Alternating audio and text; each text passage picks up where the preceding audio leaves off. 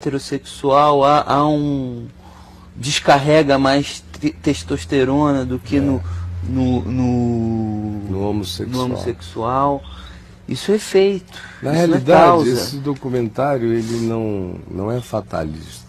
Nem nesse bloquinho que a gente viu agora ele foi, né? Ele diz que na população em geral, sem que haja nenhuma incidência de nada, estatisticamente falando, 5% tem uma propensão a manifestar a homossexualidade. No caso de gêmeos univitelinos, ele diz que a probabilidade é de 25%. No caso de gêmeos idênticos, é de 50%. Ora, no caso da população, tem 95% de espaço não estatístico de total constatação e construção. No caso dos 5%, ainda é estatístico, não é kármico nem determinista. No caso dos gêmeos univitelinos, onde a carga genética é inegavelmente poderosa, o cara não só é igual ao outro por fora, mas desenvolve gostos, desejos. Diferentes. E tem mais, e que não podem ser atribuídos ao convívio familiar, porque tem uma outra descoberta que não está aqui, mas eu pelo menos já sei dela há muito tempo, de que é justamente o oposto. Quanto mais você pega gêmeos, ou univitelinos, ou idênticos, e os coloque para viver sob o mesmo teto, com os mesmos pais, a tendência pelo convívio, porque eles estão convivendo, e é uma presença muito estranha você olhar no espelho e quase se ver no outro, e toda vez que você olha para um outro, você vê sua projeção, deve ser um negócio meio esquisito. Então, a tendência é, durante a formação, já no terceiro, quarto, quinto anos, as diferenciações começam a se estabelecer nas escolhas que cada indivíduozinho desse faz para se diferenciar do outro, já que a semelhança da imagem é tão esmagadoramente chocante, sente a necessidade de uma diferenciação. Já quando você tem gêmeos ou univitelinos ou idênticos que são separados na maternidade, e eles são criados por pais distintos, às vezes em países diferentes, estranhamente, é quando mais a sincronicidade deles cresce. É na distância. É aí que eles passam a gostar de futebol, do mesmo time, das mesmas cores, do mesmo tudo. Por quê? Porque um não está competindo com o outro, a síndrome de Jacó e Esaú não se instalou. Tem que se antagonizar. Eles não têm o elemento referente idêntico para se diferenciarem. Então eles se desobrigam da diferenciação e assumem muito mais a instintividade da semelhança quando eles estão separados. Quando vivem juntos, pelo convívio e a proximidade surge a necessidade da busca de dessemelhança. De ruptura. Né? Então, voltando ao que eu estava dizendo... Talvez até as variáveis estatísticas que eles não tenham considerado devessem incluir esse aspecto. Talvez em gêmeos univitelinos em que haja uma propensão de um se tornar homossexual, talvez nesses grupos que convivem juntos, haja maior incidência da opção manifesta pela homossexualidade, em detrimento daqueles que crescem separados, que talvez esses tenham desenvolvido recursos de acabar expressando a masculinidade dele, apesar dessa tendência hormonal, talvez, que o documentário não deve tratar. Né? Não nesses termos, mas na realidade ele não cai no determinismo, ele cai nas propensões, nas probabilidades. Não está estudado aí o caso de gêmeos idênticos criados separadamente se desenvolveram isso ou não. Mas, se pela distância a sincronicidade aumenta, a tendência talvez fosse pensar que a mesma coisa acontecesse ou até uma intensificação disso. O que me chamou a atenção nesse caso aqui foram as preferências, porque o rapaz que assumiu a homossexualidade dele, desde menino começou a gostar de música e artes. e o outro de esportes. Uma coisa interessante, me lembrou até aquela piada do pai que tinha um filho que adorava música desde criança. E o cara foi dizer, não, você não vai tocar piano porque quem toca piano é bicha, vira gay. Então não toca, não toca, não toca. E o garoto doido para tocar um piano, nunca aprendeu a tocar, o pai viveu vida longa, insistiu em não deixar o rapaz tocar jamais. O pai morreu, o cara chegou aos 40 anos de idade, contou essa história numa reunião e alguém perguntou, e então, agora, o que aconteceu com você? Ele falou, infelizmente eu só não toco piano.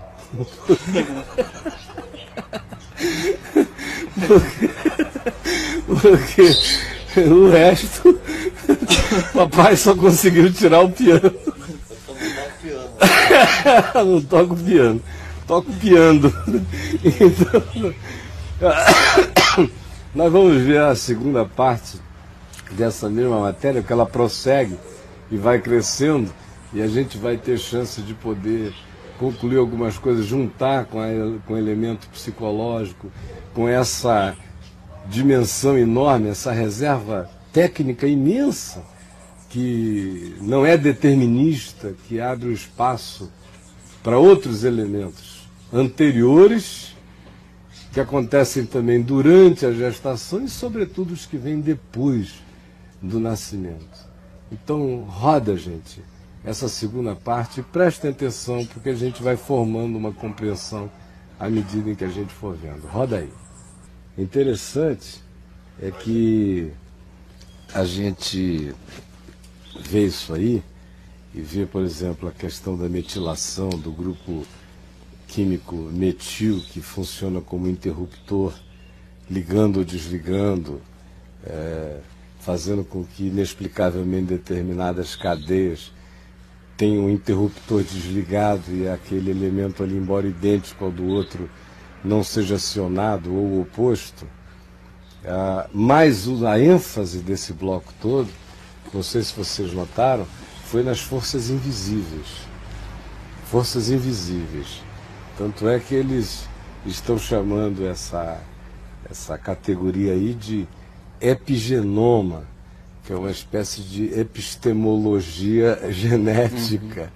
Estão trazendo para o nível da quase metafísica genética o negócio, para ver quais são os elementos invisíveis, ou sutis, ou imperceptíveis, fazendo interferência, porque por mais que você se concentre no aspecto genético, ele é transcendido o tempo todo, ele não pode ser negado, ele é real, nenhum de nós consegue negar a realidade desse poder. Eu sou herdeiro de todos os achaques da minha mãe, físicos. Sou herdeiro de um monte de outras coisas que eu vejo no meu pai. Vejo na minha família nuclear e extensiva o poder dessa hereditariedade. Ela não é kármica, mas ela é real, embora relativa. Ela não pode ser absolutizada. Ela é extremamente relativa, mas nem por causa disso ela deixa de ter seus traços esmagadores de realidade. Mas o que me chamou a atenção nesse bloco foi o fato de que esse experimento na Suécia demonstrou a realidade de que o abastamento enfraquece e a rigidez e as privações fortalecem o gene, o que é uma coisa que faz todo sentido com a história da humanidade, porque a história da humanidade foi uma história de privações. A gente adoeceu tanto na perspectiva do que seja conforto e vida, que a gente fica pensando que o homem de até há 2, 3 séculos atrás acordava de manhã e já tinha um café pronto para ele, a menos que ele fosse um nobre, já tinha um café pronto para ele, e que na hora do almoço ele almoçava, e na hora do jantar ele jantava, e na hora da ceia ele ceava. Isso tudo é fantasia recente. Os 12 mil anos de história humana registrada não contam essa história. O cara comia quando dava, e podia comer 3 dias depois. E foi só por causa disso que a nossa espécie chegou até aqui. Se a nossa espécie tivesse sido tratada como a Brastemp desde o Jardim do Éden, com freezers e frangos de supermercado, nós não precisaria nem ter havido dilúvio, a gente teria se embalofado e morrido antes de diabetes e de todos os males. Já imaginaram? O McDonald's na porta do Jardim do Éden era o inferno, né? Não precisaria ter havido mais nada, bastava Deus ter deixado o diabo botar um McDonald's na porta de saída do Éden. Morria todo mundo 2 meses depois. Então, esse elemento da alimentação paterna, ou da privação paterno-materna, enquanto a criança está no ventre, estranho e paradoxalmente, nesse demonstrativo aqui, mostra que os que tiveram que viver numa sociedade num período de privação, paradoxalmente desenvolveram fetos mais fortes e mais saudáveis, só porque eles já fizeram dieta no ventre, né? E do que aqueles que se empanzinaram de tudo e tiveram aí seus filhos já com tendência ao diabetes, a um monte de outras fragilizações. Fora os desdobramentos na personalidade que isso acarreta, né? É o que vai crescendo. As né? fragilidades do sujeito que tem muito, e daquele que sabe se conter no pouco. Isso define personalidades, né? É a diferença entre você ver o europeu que nasceu entre a Primeira e a Segunda Guerra Mundial e frugal, comedor de batata, pão e tudo mais, e o europeu contemporâneo, né? Igualzinho um americano, embalofando-se, doente e tudo mais. Quem viveu entre a Primeira e a Segunda Guerra são pessoas vivas até hoje, com 90 e tantos anos, 100 anos, fortes, uma rigidez extraordinária. E existe força na privação, existe virtude na privação, rigidez a ser desenvolvida. E nas facilitações o que existe é, em geral, uma ingratidão enorme para com a vida, uma sensação de que há abastança à normalidade, e sem falar aquilo que um indiano uma vez disse ao meu pai num avião. Eles estavam fazendo uma viagem longa de avião, eles não se conheciam, e meu pai, cada vez que trazia uma refeiçãozinha do voo, o papai comia. E o indiano só comeu uma já quase no fim da viagem. Aí o papai perguntou: o senhor não se alimentou das outras vezes? Porque ele falou: porque meu cérebro e meu corpo não precisam dessa overdose de comida. E aí o papai ficou pensando e falou: esse cara tem toda a razão. Nem o meu também. A gente, de fato, o Deus da nossa sociedade é o ventre faz muitos anos. Muitos anos. Muitos e muitos anos. Você vê que as doenças de hoje, né, a diabetes, as doenças coronárias, o câncer, são doenças do excesso. Da boca. Do excesso, da boca, da falta de trabalho, né, da comodidade extrema. É engraçado, que é interessante, né, porque olhando a narrativa de Gênesis, né, quando se fala da criação do homem, e quando ele descreve que se tornou alma vivente, né, o termo é nefesh, né?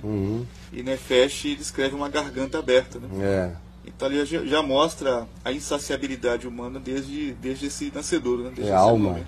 Exato. A alma é... Exato, é aquela coisa aberta, né? Fome, essa é a expectativa de recebimento, não é? De absorção. É alma. Um documentário mostrando a evolução do quadro da Santa Ceia também falava nisso. Né? Eles pegavam as primeiras representações da Santa Ceia, trazendo até os tempos atuais, e a coisa que mais chamava atenção era o fato de que o pão cada vez estava maior e o cálice também. Consequências presentes também. Nessas a última Santa Ceia era no Spa.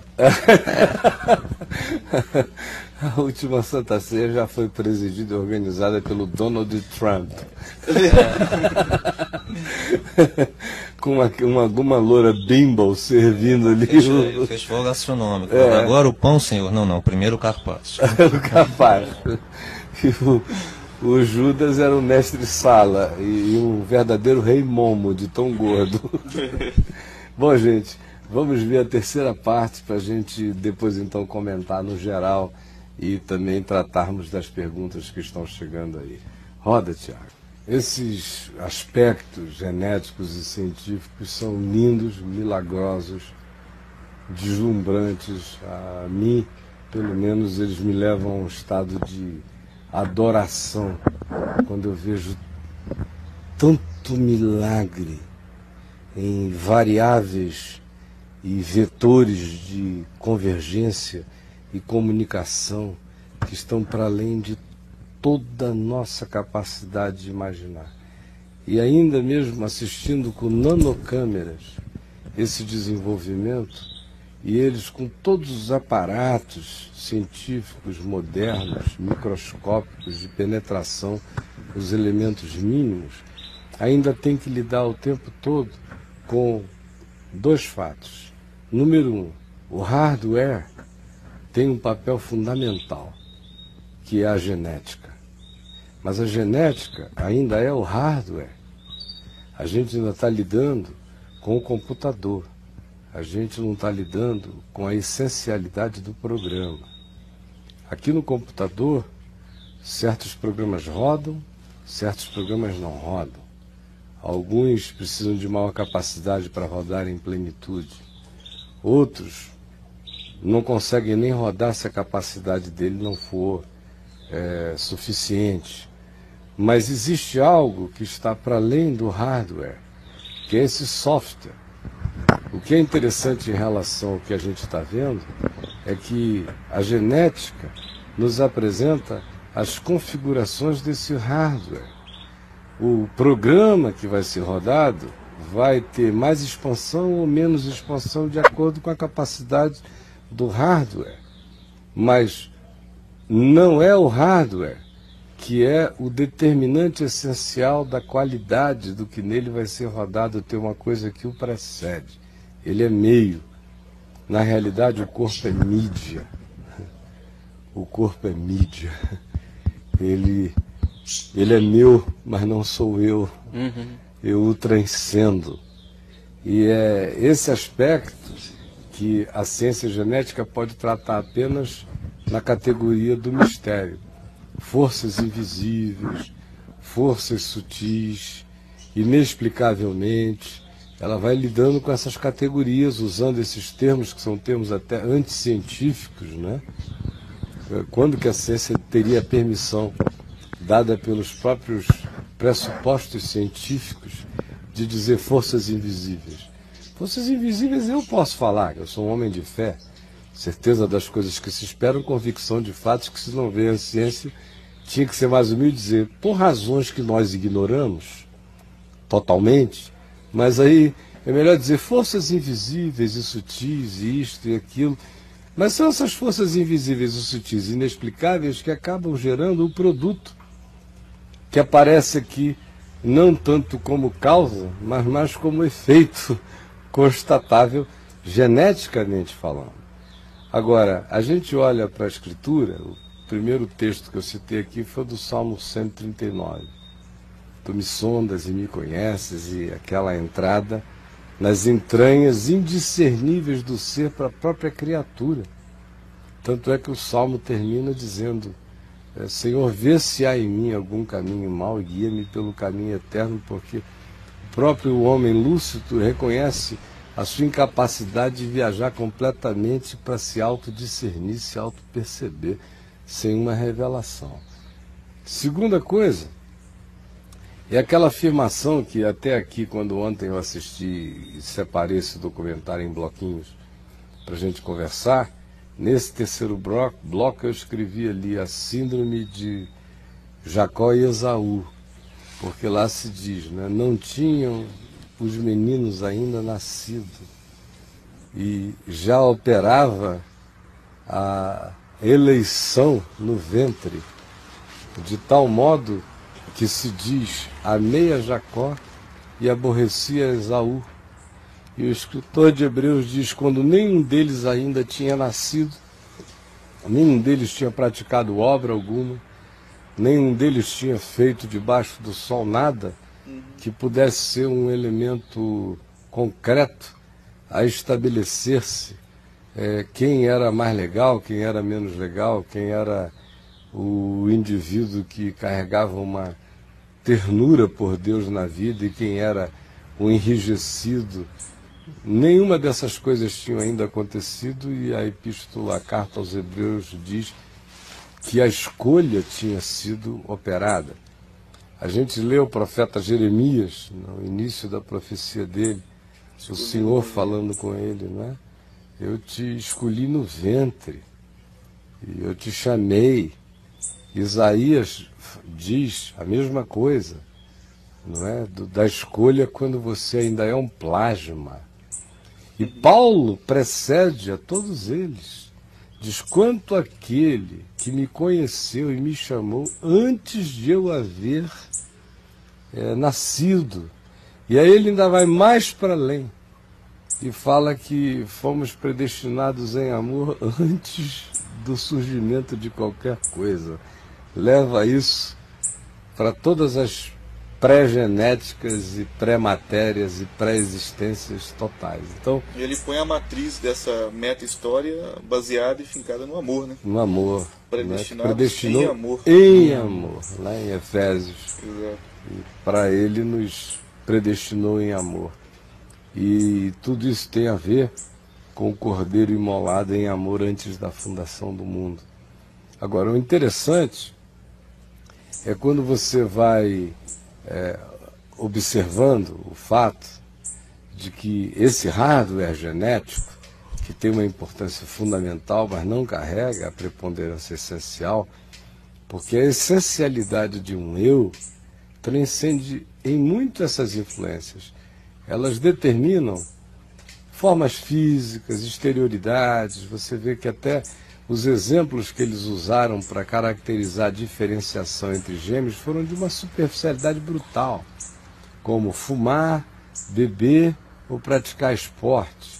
Isso ainda habita a camada da crosta mais superficial de qualquer elemento mutante num ser, onde os elementos mutantes se instalam com uma força enorme é na psique.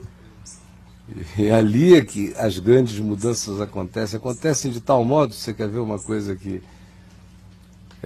um documentário como esse não está preparado para lidar, é o fato de que você casa com uma mulher, jovem ainda, e você a ama e ela ama você.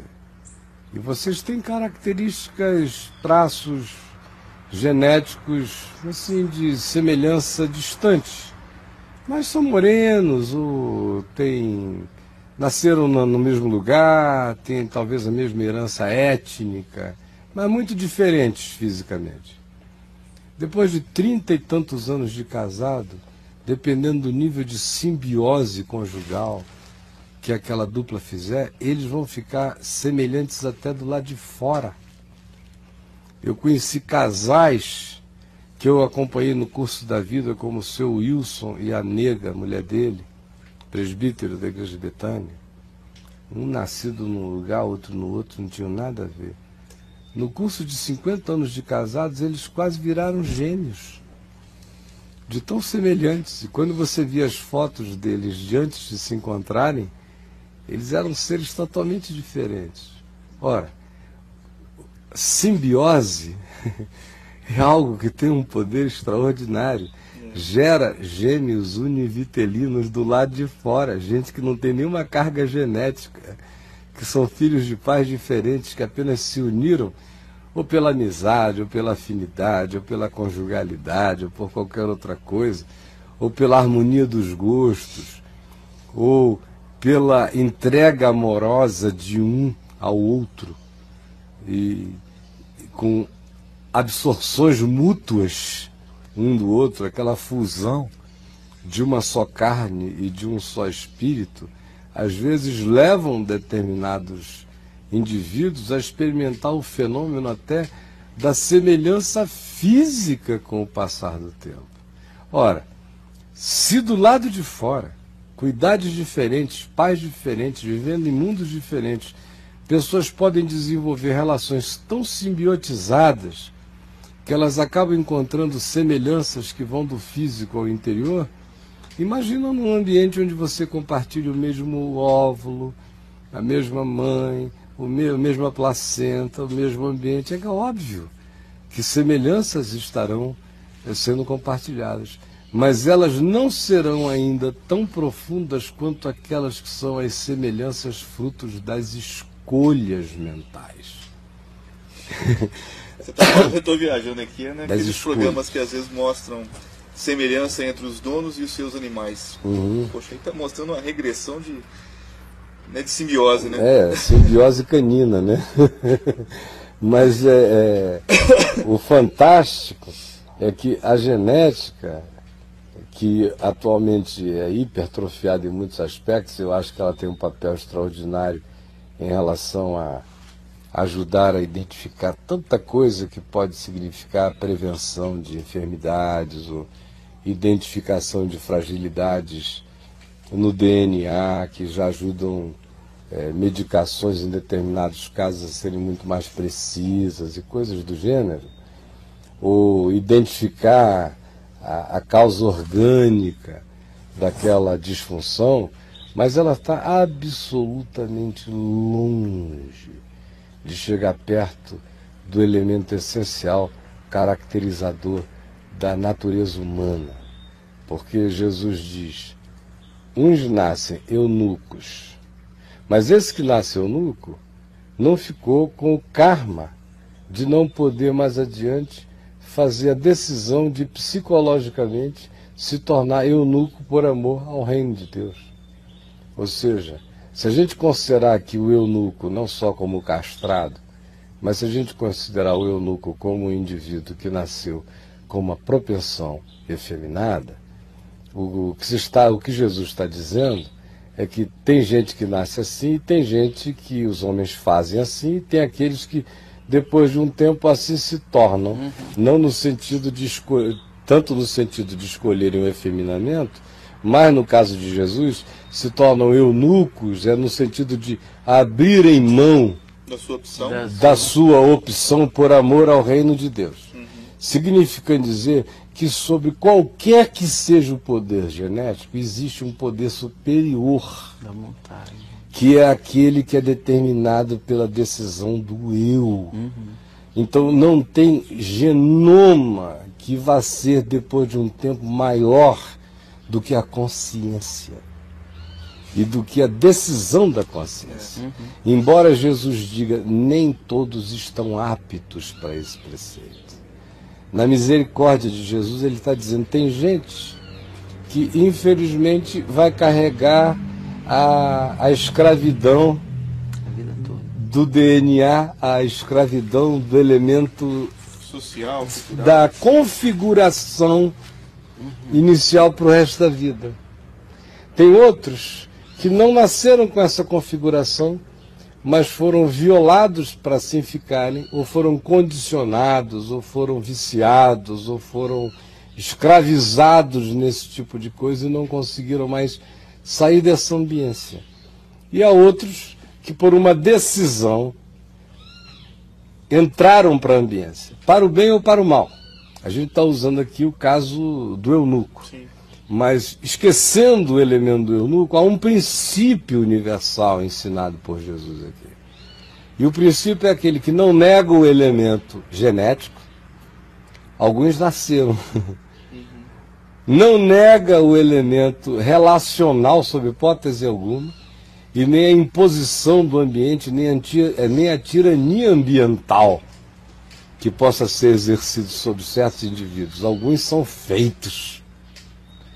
E, sobretudo, afirma o potencial para, em qualquer circunstância, o eu ainda se autodeterminar para além da violência ambiental ou para além do condicionamento genético.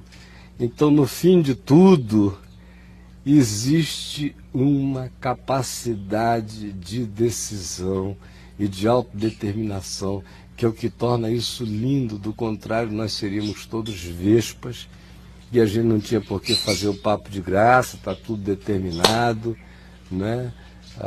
deixa a vida me levar, a vida leva eu já nasci torto, síndrome de Gabriela Cravo e Canela, não dá para endireitar nada, e na realidade, às vezes a gente caminha para determinados alçapões científicos que vão nos colocando nesse determinismo, em razão do qual tem muita gente que diz, não adianta eu fazer força, eu nasci assim.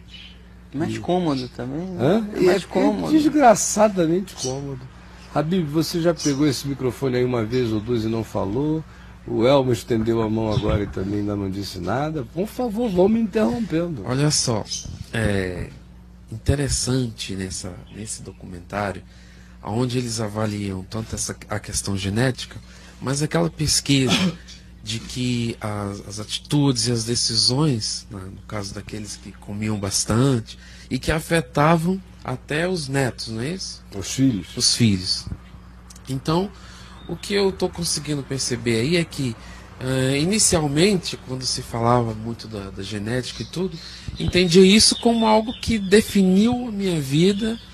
Meu pai é assim, minha mãe tem isso, eu vou carregar isso. É claro que eles colocam sempre o percentual. Pode, mas esse pode dele sempre te dá a sensação assim, eu estou condenado. Eu vou passar por isso. Mas até eles estão reconhecendo então que, poxa, então peraí. Se as minhas atitudes do meu dia a dia, as minhas decisões, vão afetar, modificando a minha descendência, então, olha só, as decisões e atitudes estão modificando o meu DNA. Claro. Que vão modificar a minha descendência. Então, o poder das decisões, da atitude do ser humano, ele está acima, talvez, da genética. Não, talvez não. Está absolutamente acima. Foi por isso que Jesus não disse, se alguém conseguir geneticamente ser meu discípulo, venha após mim, toma a sua cruz e siga-me. Jesus nunca lidou com nenhum determinismo. Né? Ele sempre disse, se alguém quer, venha. Qualquer um pode. O cego de nascença não, nem ele nem seus pais. Ele nasceu assim para ele iniciar um ciclo novo. Qual é o ciclo novo? Através dele eu estou ensinando que quem pensa que vê está cego. E aquele que diz que não vê é quem vai enxergar. Porque quem pensa que vê, Jesus está dizendo, vê com certeza aquilo que existe para ser visto. E o que existe para ser visto nesse mundo é aquilo que Deus chama de existência invertida. Porque o que é levado diante dos homens é abominação diante de Deus. Então todo aquele que vê o que vê, não vê o que Deus diz que é para ser visto. Portanto, é cego. E aquele que diz, eu não vejo, está com o potencial todo aberto para, na hora que os olhos abrirem, verem do jeito que a escala de valores de Deus se apresenta. Então, em Jesus, não existe nada que seja tão calamitoso que a glória de Deus não possa daí emergir, fazendo surgir fatos novos. No fim, tudo reside na decisão. E outra coisa interessante que a gente observa aqui são os níveis de influência. Então você tem o nível genético, que no caso aqui de univitelinos é 25%, o mesmo idêntico não é totalmente idêntico, é 50%, na configuração das probabilidades, de gostos, pendores, tendências, isso e aquilo, mas não há fatalismo, nem no caso mais extremo ainda, tem uma massa de reserva técnica para manobrar extraordinária ali dentro, mesmo no ambiente menor do fenômeno. Segundo, no ventre, você ainda vê todas as interações com o mundo externo e com o ambiente interno da sociedade dos gêmeos. Como a gente viu aqui, o tímido, o agressivo, que quer mais espaço, o que empurra o outro, o carinhoso, o que se encolhe, o que comeu menos, enfim, ali dentro, tanto quanto lá de fora, que é um princípio bíblico. Quando Maria chegou para visitar Isabel, Maria com 3 meses de feto, né, de embrião, E a Isabel com um feto de 6 meses, e a palavra feto significa fruto, né? Então ela com um fruto de 6 meses e a Maria com um embrião, Jesus, quando ela chegou e disse: "Oi, Isabel", para ficar menos coloquial, né? "Ave, Isabel", "Shalom, shalom, Isabel", seja lá o que for, "Oi, prima". Quando ela disse isso, o feto Batista, João Batista, no ventre de Isabel, tremeu todinho. E ela disse: "De onde me provém que me venha visitar a mãe do meu Senhor?" O embrião era o Senhor. E o feto era o servo. Impressionante. Então você veja a troca das interações. Aí você pega esse princípio, que é uma coisa que me chamou a atenção quando meu primeiro filho ia nascer, o Ciro, e eu comecei a encher o quarto de Negro Spirituals, tocando. Foi só recentemente que eu fiquei me perguntando por que na família ninguém nunca deu a mínima para música clássica. E o Ciro, meu Deus, não quis outra coisa. O garoto era um gênio em todas as áreas, chegou a ler 8 línguas, falava 6. Onde ele entrava era o primeiro em tudo, podia escolher o que ele quisesse, de economia a física quântica. A capacidade que ele tem de aprender é brutal. Mas não, ele disse: "Papai, tudo isso é bobagem, eu quero é música clássica". E eu fiquei pensando anos sem entender de onde vem esse interesse. Eu nunca o eduquei em casa, nunca fiquei falando disso, nada disso. Nas igrejas que eu pastoreei, eu nunca fui um cara com ênfase nos corais, até para ele ter esse apego. Em Manaus não tinha coral. Na Betânia, onde eu pastoreei, no finzinho tinha um corãozinho meio mambembe lá, só para constar. Não tinha essa ênfase nem para dizer foi minha criação eclesiástica, não foi. E aí depois de muito tempo que eu falei: meu Deus, eu fiquei aqueles 9 meses dormindo ao som de música clássica, de Negro Spirituals, de um monte de coisa. Será que essa coisa vibrou dentro dele num determinado nível imperceptível? Querem ver outra coisa? Os ambientes externos. Hoje está cada dia mais sabido que uma mulher não fica grávida e não alimenta o seu filho na gestação só comendo bem. Ela, sobretudo, alimenta o seu filho pensando bem, sentindo bem, amando bem. Ela alimenta o seu filho se desestressando, se pacificando.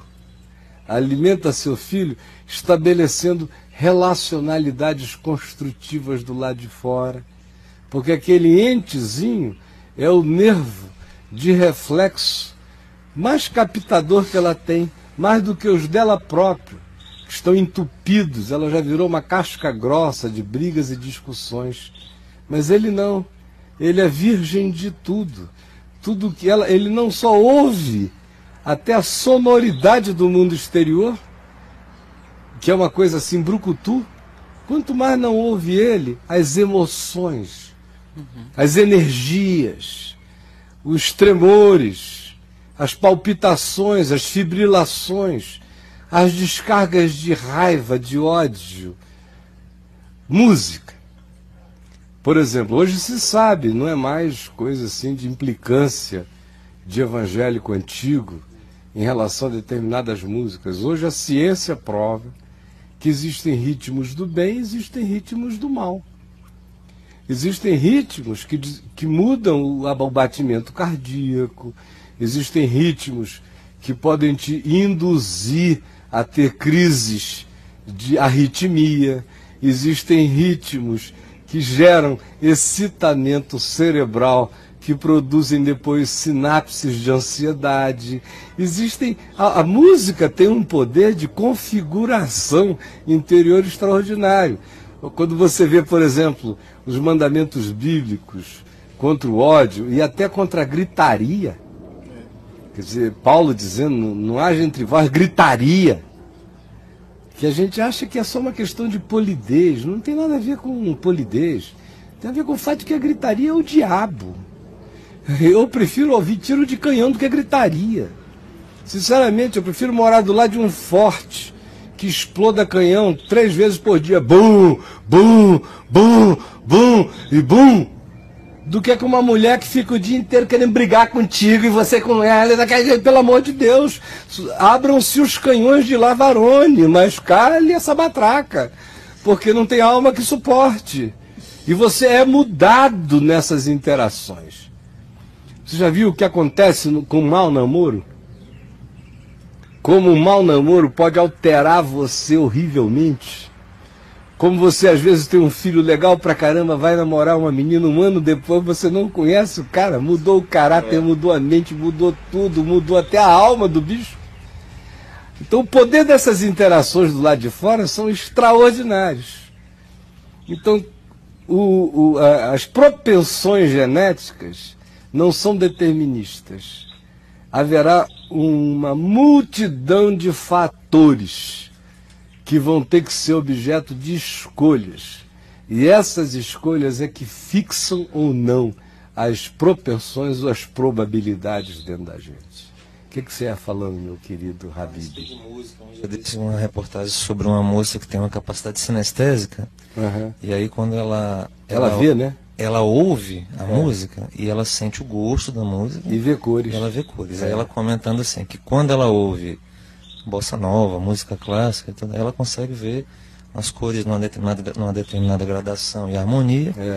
E aí quando ela vai num show, por exemplo, de um rock pesado, ela diz que a única coisa que ela vê são quadrados escuros mudando de lugar. É chocante. Que aquilo para ela e gosto acre na boca, né?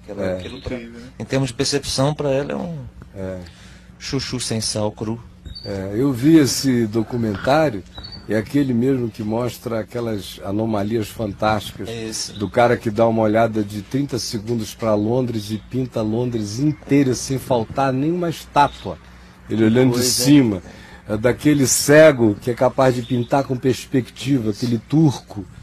E essa menina, com essa capacidade de todo som que ela ouve, a ele corresponde um gosto ou uma forma. E no caso da música é extraordinária, a boa música ondula, gera formas gostosas, magníficas, e esses ritmos pesados eram verdadeiras pedradas total. E o gosto acre na boca, sem doçura. Não é à toa que você vê essa geração ficar toda amarga e todo mundo virando umas pedras esquisitas. A respeito de gêmeos, depois de tudo que você falou, sempre que eu penso em gêmeo, eu lembro do Mengele. Não só do Mengele, mas do fato de que os regimes ditatoriais, os regimes perversos, de um modo geral, eles vêm na capacidade genética de reprodução de seres humanos idênticos, um elemento muito poderoso de perpetuação desse eventual mal que se instale. Né? Aí quando a gente traz isso para o lado do bem, do amor, a gente repudia a fixação do ser humano, a reprodução de seres humanos idênticos em série.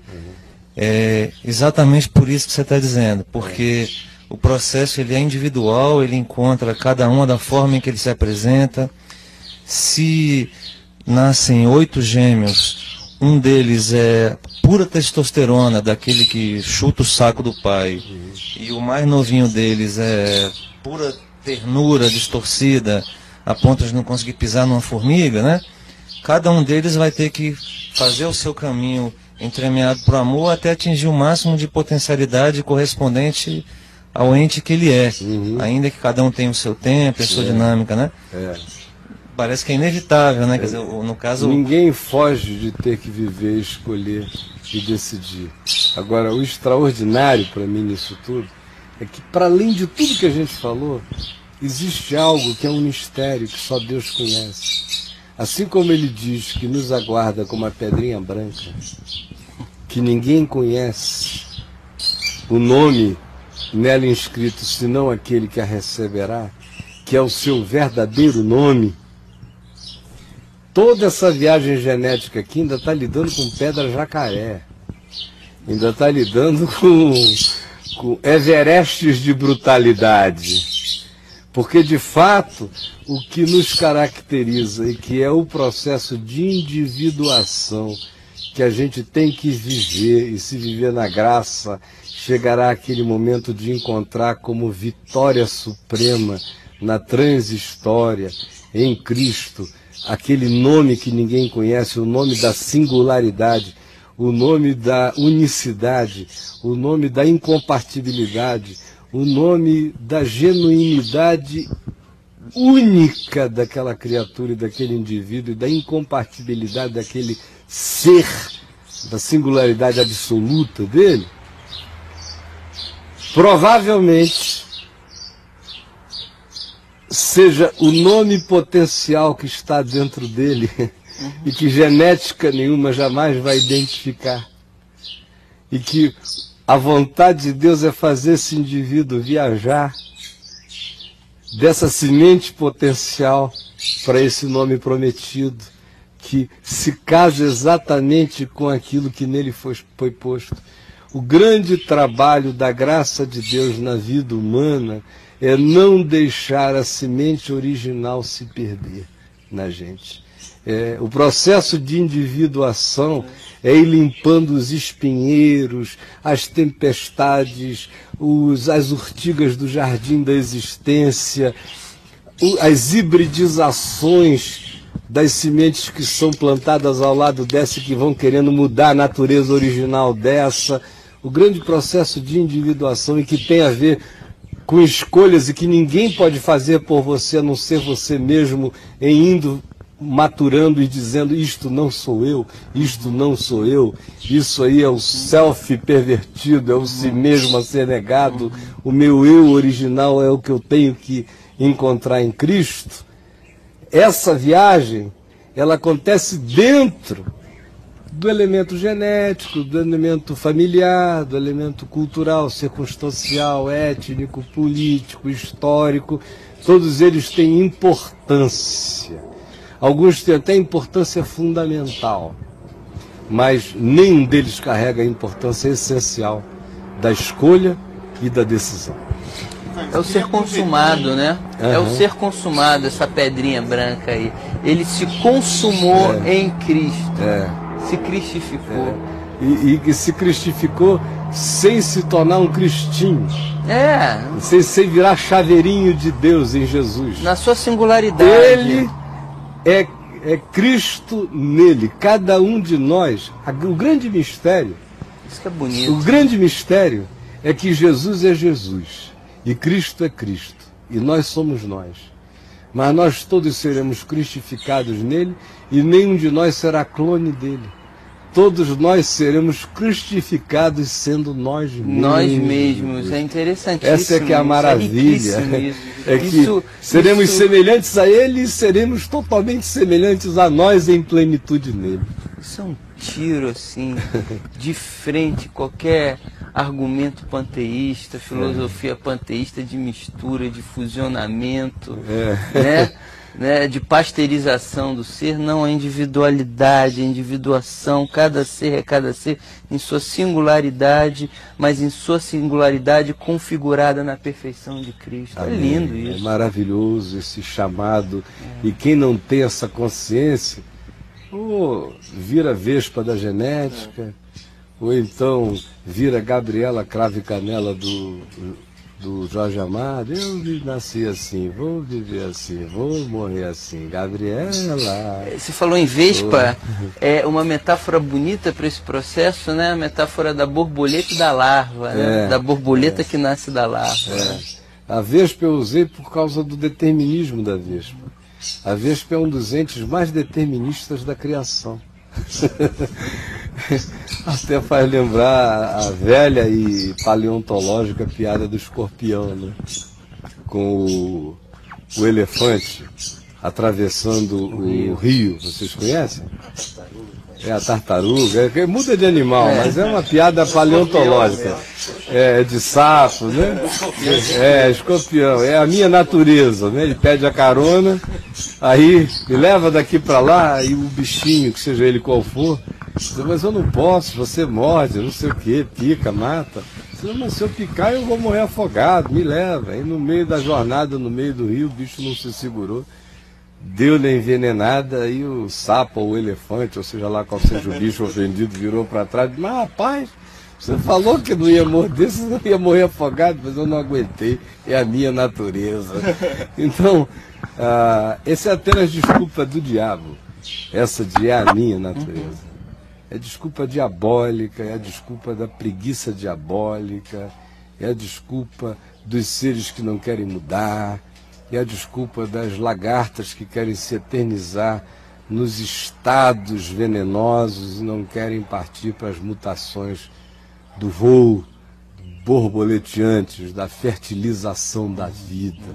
Ou querem apenas ficar presas no casulo, no caixão do nada, morrerem lagartas. Terrível, é o comodismo pulsional, né? Hã? É o comodismo pulsional. Pulsional, né? Fica em circuito. Em circuito, é a roda do hamster. Querido Habib, você pegou o microfone como quem fosse falar. Não, porque o estudo da questão dos gêmeos, ele começa quando as pessoas vão tentando descobrir cura para doenças, né? Nos primórdios seriam isso.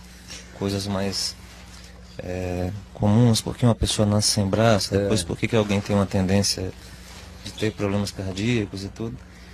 E agora adentra aí em questões de por que algumas pessoas são portadoras desse mal, chamemos mal no sentido religioso e moral da coisa, o mal do homossexualismo, da homossexualidade, da homossexualidade e outras espécies de comportamento e tudo. E muitas das vezes essa busca se refere a um referendo, a um salvo-conduto que diga eu sou assim por um determinismo. Está provado que eu sou assim por um determinismo, me deixem em paz, deixem eu viver com essa minha mão mirrada, vamos supor, ou com o meu comportamento e tudo. E essa abordagem que você faz, ela é extremamente importante, principalmente porque a questão não é se a coisa é certa ou se a coisa é errada, tomando por referencial qualquer referencial que haja, seja ele moral, político, sociológico. Etc. A questão referencial é, eu nasci e a partir daqui, o que me faz bem? Né? Que tipo de modo de pensar, sentir, ser, agir me faz bem, me transforma, me completa e me complementa, né? E a genética, ela não passa por esse processo, porque ela simplesmente quer achar algum tipo de conforto que lhe diga, olha, você porta essa característica por isso, e você é assim, vamos embora dessa maneira. E o que eu mais gostei foi dessa possibilidade recente na genética do descobrimento de que por decisões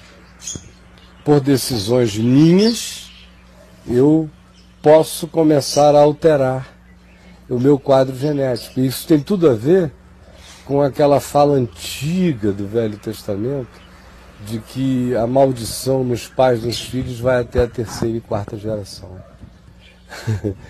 Ou seja, até no tempo da lei, a misericórdia vai até 1000 gerações sobre aqueles que o amam e a desgraça a terceira e quarta geração. Porque se você for observar, na terceira e na quarta geração, mesmo sem grandes alterações de decisão humana, o próprio elemento que caracterizou o início da disfunção, seja ela qual tenha sido generacional, ela se dilui até a terceira e a quarta geração. Especialmente quando alguém toma consciência dela e começa a dizer, não, eu não trabalharei para que isso seja um fluxo contínuo nas gerações futuras. Eu vou estancar esse processo. Mudar o circuito. Mudar. E aí ele inicia sinapses relacionais novas, que vão gerar culturas novas, que vão alterar até o elemento cerebral. O nosso cérebro não é fixo, ele é dinâmico e mutante. Esse negócio do cérebro fixo morreu há 15 anos atrás. De 15 anos para cá, a neurociência mostra todo dia a mutação do cérebro e a capacidade que ele tem. Até a história da irregenerabilidade das células nervosas já virou lenda agora. Células nervosas são regeneráveis. É possível regenerá-las. É interessante. É tudo regenerável no homem. Cada vez mais se está descobrindo isso.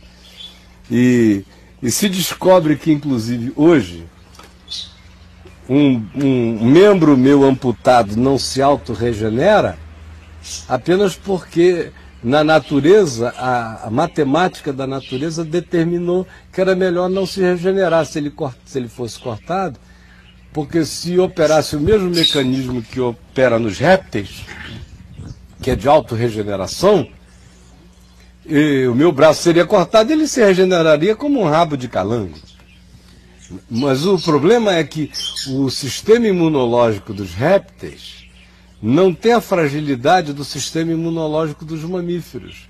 Por isso um réptil pode perder um rabo e o sistema imunológico dele não tem que trabalhar para fechar aquela ferida, para impedir a invasão oportunista de bactérias e de outras coisas, porque ele carrega uma imunidade em relação a isso. Por isso ele deixa o rabo aberto e ele cresce.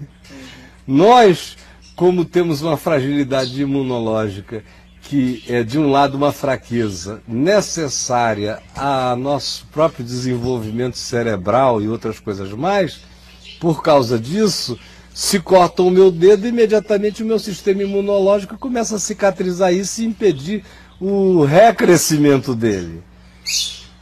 Por que eu estou falando isso? É porque, do ponto de vista do corpo, eu tenho limites desse tipo. Mas do ponto de vista do meu cérebro, os meus limites não são tão fixados quanto são na exterioridade do corpo. Meu cérebro hoje, se sabe, ele tem capacidades muito mais mutantes. Minha alma, então, está absolutamente aberta para vir das trevas para a luz. Tanto que tem a questão dos membros fantasmas, né? O braço foi amputado, mas a sinapse do braço continua ligada. E o sujeito continua sentindo o braço fantasma. A mãe que teve o filho arrancado subitamente no 8º mês e que continua com todas as manifestações da gravidez. Enfim, nós somos seres de constituição que transcende imensamente a visibilização dos nossos corpos. Hoje eu fico cada vez mais interessado quando eu vejo a antiga fotografia kirliana que os russos desenvolveram. Ela está sofisticadíssima hoje em dia, né? Outro dia eu estava vendo aí um documentário científico que não é mais coisa kirliana, nem esotérica, nem nada disso, é pura essência. O cara chega estressado, você tira uma foto, caixa preta, ele está irradiando, bicho, as cores mais horrorosas do mundo. Ele chega cheio de amor, você tira aquela foto, a irradiação da aura energética dele, que não tem nada a ver com esoterismo, é com frequência. Magnetismo, frequência, energia que brota dele, está azulada ou está de uma outra cor. Enfim, nós transcendemos o pão. Nem só de pão vive o homem, mas de toda a palavra que sai da boca de Deus. Não só de genética vive o homem, mas de todo o mandamento que for crido e abraçado. Nós vamos dar uma paradinha rápida para ouvirmos uma música e logo depois a gente vem com as perguntas dos nossos queridos amigos aí. E se você não fez sua pergunta, a hora de fazer agora, preferencialmente escreva com caixa alta, porque nós todos aqui já passamos da meia-idade, nem todo mundo enxerga tão bem quanto você. Tá bom? Roda, Thiago. Nossa música está de volta com a hora do devaneio. Essa é a hora do devaneio, porque, gente, olha, tem dias aqui que me dá um cansaço, eu subo enquanto a minha mulher ali em cima, aí ela diz, e aí, o papo de graça foi legal? Eu digo, podia ter sido. Eu só não devia ter aberto para as perguntas. Ela, por quê? Eu digo, porque, meu amor, parece que tudo que eu falo, eu estou falando com um monte de mármore, de pedra, eles não entendem nada, nada, nada, nada. É uma canseira. Aí você repete, você repete, você repete. Eu já não aguento mais nem falar, eu já falo sem ar, porque é uma repetição, repetição, repetição. Enquanto você está repetindo, eles estão teclando, eles estão sentindo coceira não sei aonde, eles estão não sei o que, não ouvem nada, aí depois fazem essas perguntas. A 90% o Chico nem lê, porque são assim, dá vergonha por você que fez a pergunta. Mas tem 4 aí que eu pedi para ele ler que são também horríveis, é de quem não ouviu nada do que foi dito. Mas assim mesmo, não cite os nomes porque o povo se ofende até com a burrice deles mesmos. Tem um aqui que Darwin assumiu que o aumento inicial da informação genética provém da seleção natural. Ele estava errado. Seleção natural reduz a informação genética. Como é que você calcula isso? As implicações disso? Eu não calculo, eu só sei que é justamente por causa disso que há saltos mutantes. Porque, na realidade, desde Mendel, que se sabe que essas alterações acontecem, essas mutações, acontecem por defeito. Então, toda mutação humana é defeito. E é um defeito que posteriormente pode dar certo ou não. Quando é um defeito que inviabiliza a criatura, a tendência dele é, no seu defeito, ele sumir. Quando ele é um defeito em relação ao projeto original, o anterior, mas que pela utilização circunstancial ele é reforçado e ganha utilidade, a tendência dele é se perpetuar. É simples assim. Qual é o problema, mano? Vamos lá. Vamos lá, então vamos para algumas que eu tinha selecionado aqui. Cara, essas pessoas que nascem homossexuais, com certeza são amadas por Deus da mesma forma. Mas como em suas você relações, e eu. Mas em suas eu não sou relações gay, físicas, mas Deus me ama. Você não é, Ele te ama também. Aí vem a sequência. E em suas relações físicas, há lugar para quem? da Para as presença minhas? eterna de Deus com relação aos homossexuais? Tem para tua? Quando você está na cama, Deus está presente? Ou você está pensando que Deus está presente só porque você, mulher, deitou com homem, você, homem, deitou com uma mulher? Tem muita cama de homem e de mulher que Deus anda longe, minha gente. E não é pelo que eles fazem, não é pelas posições, é por quem eles são. É pelo desamor deles. Amém. Deus está presente onde 2 seres humanos se amam com verdade, sinceridade, pureza, genuinidade, lealdade, franqueza e amor. E não está presente onde 2 seres humanos, por mais lindos, por mais héteros, por mais belos, por mais formosos, por mais tudo que sejam canalhas, cretinos, mentirosos, sem amor, utilitários, usando um ao outro, idólatras de pepecas e adoradores de pintos. Aí Deus está fora dessa cama. Alguma dúvida mais? O que mais? Amém. Não, mas eu só respondendo assim, eu não aguento mais. E quanto mais você fala, mais entupido todo mundo fica. Bom, eu acho que dá até receio de jogar a próxima. Não, pode jogar, meu irmão, porque a gente está aqui no MMA do Papo de Graça. O Braulio foi, mas o assunto ficou, não é, Habib? Eu só penso no Braulio, eu vou dizer pro Braulio não ir mais embora porque ele sai, mas o povo fica pensando nele. Vamos lá, o homossexual, quando vem para a igreja, ele terá desejo por homens ou Jesus libertará, já que é genético o problema? Ai, meu Deus. No teu caso, você parou de sentir desejo? Só perguntando assim. Escuta, você é hétero. Quando você se converteu, você foi para a igreja, você parou de sentir desejo por mulher? Responda essa pergunta e você vai saber a resposta do gay. É simples assim. Você é hétero, não é hétero? É héterozão mesmo, braulíssimo. Quando você se converteu, você chegou na igreja e broxou para sempre, está aí até hoje, ou as cartas que você me manda aqui não são o contrário? Ai, não me seguro, ai, não sei o quê. Então por que você que é hétero se converte, vai para a igreja e continua tendo que lutar com essas coisas e quer que o gay que se converta chegue lá e vire anjo Gabriel? Se enxergue primeiro, depois pergunte. O que você diz das regressões para a cura de traumas ou meio de alterar registros no subconsciente? É possível? Eu acho tudo isso uma idiotice. Eu não vi Jesus regredir ninguém, eu só vi Jesus progredir as pessoas. Só vi Jesus chegar e dizer, hoje é o dia.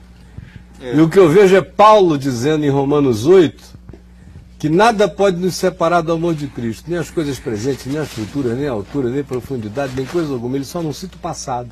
Por que o pessoal quer regredir para o passado? Porque o passado, mano, pode. E estatisticamente falando, no mundo, 70% da energia humana é gasta no passado. É verdade. Apenas 15% da energia humana é gasta no presente. Aliás, 5% no presente. E 15% é gasta como ansiedade do futuro. O dia chamado hoje mesmo, ninguém vive. Ninguém vive. Nem aí para ele. De modo que regressão, essa coisa toda, existem as técnicazinhas de hipnose, regressão, questionabilíssimas. Sem dúvida. Hipnose está mais para sugestão do que para a capacidade de escavar o interior do indivíduo. Está cada dia mais provado que até pelo tom da voz do hipnotizador o indivíduo já é sugestionado, e mais, quase ninguém é sujeito a uma hipnose se já não tem um problema pré-existente à hipnose, que já é o tema da hipnose. Agora, cai uma coisa indubitável: toda psicopatologia repousa nessa distorção psicológica temporal. Quem vive a expectativa do futuro e quem vive chorando pelo passado e esquece de viver o presente, porque a saúde e a integração está no hoje. Só está no dia chamado hoje, basta cada dia seu próprio mal. Esse negócio de vidas passadas, Jesus tratou assim, olha, a pessoa estava à beira do tanque de Siloé há 18 anos, aí perguntou, Senhor, o que eu faço? Ele perguntou, o que aconteceu há 18 anos atrás? Você pediu para a primeira pessoa te ajudar, e a pessoa falou assim, espera um pouquinho que eu já vou te ajudar. Aí desde aquele dia eu entrei numa depressão danada e nunca mais fui até ao tanque. Fico aqui gemendo, pensando nos que não me levaram. Então eu virei crente da igreja de Betesda. Bom, vamos tentar colocar uma última aqui. A relativização das verdades herdadas de nossos pais permite que eliminemos as heranças negativas e até as positivas? As relativizações das verdades. Verdades herdadas de nossos pais. Se for verdade, não tem que jogar nenhuma verdade fora, né? Agora, se ele está querendo falar da cultura, as tendências, culturas, a formação, a educação. Aí entra aquela questão, que é até uma pergunta acima. Como é que você explicaria melhor o poder da decisão com relação à mudança do indivíduo? Eu não explico, eu só tomo decisões. Decisões a gente toma ou não toma. Quem explica a decisão não toma decisão. Posterga, protela. Que a palavra em si já é uma explicação. Cisão. Exatamente. E todo D no grego é o que divide. Diabolos é o que divide. Divisão, diabolos, disfunção. É tudo que divide. É um prefixo de divisão no grego. Então, decisão é uma determinação de ruptura. Isso a gente faz, as consequências cada um vive com elas. Tem gente que sofre mais, tem gente que sofre menos, tem gente que sofre muito, tem gente que não sofre, tem gente que sublima, tem gente que se abstrai, enfim. As consequências da decisão são múltiplas. Agora, explicar a decisão, ela só se explica com uma decisão. É quando a consciência se tornou maior do que o capricho. É quando o amor por si mesmo, o bom amor que Jesus manda ter, amar a si mesmo para poder amar o próximo como a si mesmo, é como quando esse amor por mim é maior do que a fobia suicida, a pulsão suicida que existe em cada um de nós. E aí é que a decisão se estabelece. É quando o amor pela vida em mim é maior do que a minha pulsão suicida. Todos nós sofremos de pulsões suicidas não identificadas, mas que a gente enxerga nas escolhas de morte que a gente faz todo dia. Então, a boa decisão é aquela em que a consciência cresce sobre a pulsão suicida. E o cara escolhe para a vida. A porta é estreita, o caminho é estreito. Mas o destino é vida. Como que isso resolve uma infinidade de... Tudo, agora fica o povo querendo humanas, discutir, né? A decisão, exumar os pais, tentar encontrar argumentos para isso. Ou então fazer uma viagem genética determinista que diga eu nasci assim. Pelo amor de Deus, eu na minha vida podia ter sido 1000 outras pessoas diferentes de mim hoje. Eu quando olho para trás. Eu podia ter sido até gay. Ou você acha que você não podia ter sido não, Chico? Sim, Seu Chicão aqui, alguém pode imaginar o Chico gay? Bom, ia ficar uma... Mas imagina você com um primãozinho assim, de 14 anos, você um garotinho de 6, o cara querendo cafungar na tua costa todo dia, você magrinho, ele te dava uns cacetes, pá, se contar eu te mato, e você vai, daqui a pouco tá o Chico aí com 12 anos, boiolou e ninguém sabe por quê. Tinha alguma coisa de errada com o Chico? Não. O Chico só foi amputado, foi para a Primeira Guerra Mundial e voltou sem braço. Parece que é isso que crente não consegue entender nunca. Eles tratam do fígado. Eles são misericordiosos com o coração orgânico, fazem transplante, operação. Eles tratam bem o diabetes dele. Eles tratam tudo, mas quando se trata de qualquer disfunção, de qualquer anomalia que seja interpretada como tendo algo a ver com uma prática de um comportamento que a média social abomina ou estigmatiza, o cara é endiabrado na mesma hora. Por que não endiabra o sujeito com hepatite? Por que não endiabra o cara com qualquer outro mal, com qualquer outra disfunção? Ou por que essa concentração toda? Para mim, esses papos de graça, ontem quando eu escolhi esse tema dos gêmeos, eu sabia que ia dar pinto. Mas eu fiz de propósito, não é possível que eles não tenham crescido, para a gente não ficar no pinto. Eu tinha 3 alternativas. Agora de manhã eu falei, não, vai o genético. Com aquela esperança de que as pessoas cresçam um pouco, mas não tem jeito. Se esse público aqui não fosse evangélico, 90% dele a viagem estava sendo linda, a gente estava conversando coisas extraordinárias, mas bateu, é um público, como outro dia você disse, assim, de natureza abjeta às vezes. Mas tem muita gente negócio aqui horroroso. Que se manifestou depois do que você falou, já em concordância e outros parabenizando pelo tema. E alguns até dizendo que se traduz esse programa porque ele é dos Estados Unidos, precisaríamos levar isso para as igrejas aqui, aprender a lidar com o outro sem ser da perspectiva moral e religiosa. As más perguntas geralmente têm o conteúdo subjetivo seguinte. Eu não entendi muito bem, mas você está querendo dizer que o homossexual pode ser salvo por Jesus? A pergunta é essa. É o que eles querem saber. Eu não concordo. E a minha resposta é simples, ó, se você pode, ele também pode. É simples assim, viu? No fundo é poder ficar descansado com as pulsões. Às vezes o cara carregou a pulsão a vida inteira, mas carregou de uma forma recalcada, né? E agora, pô, já que eu posso ser salvo, agora eu posso sair, né? Então, ele conseguiu o milagre que a British Petroleum não conseguiu até agora no poço. Ele conseguiu tapar. Exato. Aí ele fica assim, né? Toda vez que dá uma tremida, que o assunto surge, aí ele, é comigo, aí quem diz, mas não, meu irmão, não é contigo não, mas parece que é. Então toma cuidado que tem coisa sendo pressionada em regiões baixas em você. Tem umas latências que você não discerniu ainda. Agora fechou tudo. Bom, eu acho melhor a gente parar por aqui, porque a minha impaciência hoje o site fechou está tudo aqui, extraordinária. O que aconteceu, né? Está extraordinária. Gente boa e amada de Deus. Sinceramente, dado ao tempo decorrido, já era para a gente ter chegado em outros lugares.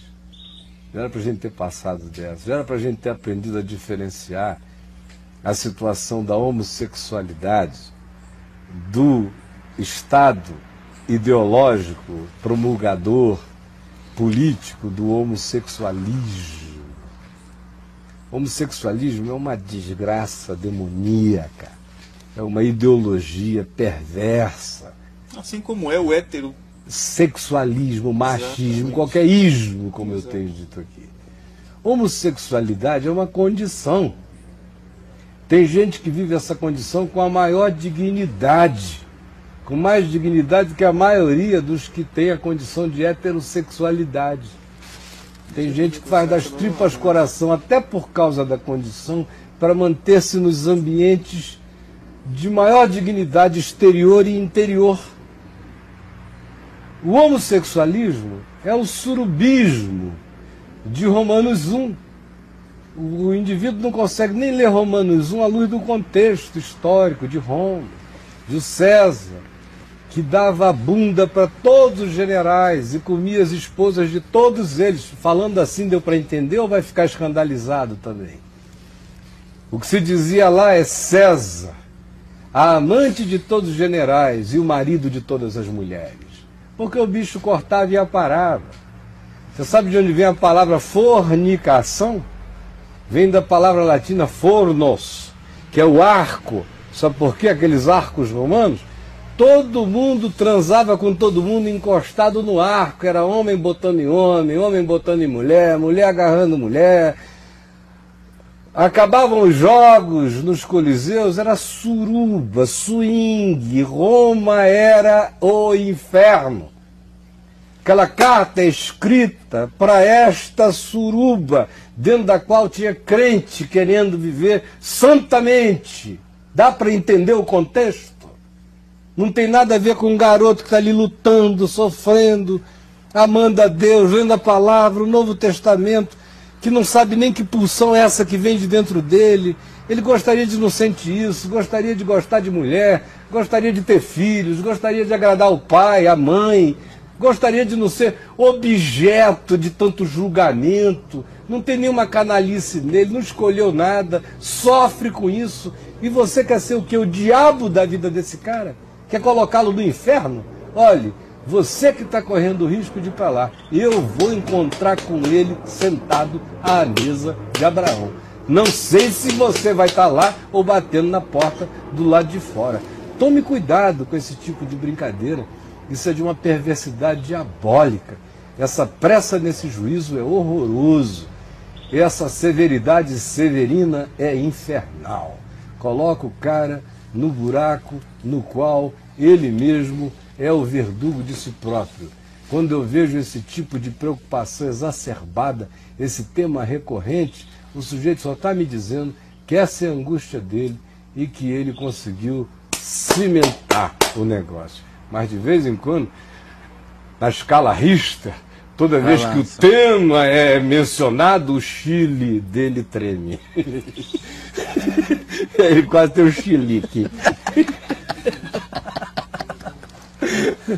Gente boa, é melhor parar por aqui. Quero agradecer, Habib, estava com saudade de você, rapaz. Muita saudade. Já pensei até em mudar o horário do papo para tarde, para ver se você volta. Toda vez que eu puder vir, eu venho com o maior prazer. Que eu estou de férias, aí eu falei, bom, férias é o melhor lugar para estar aqui. Aproveita as férias com a gente. Eu vou vir quinta-feira de novo, trabalhar de novo. Que bom, né? Elminho, querido, muito obrigado.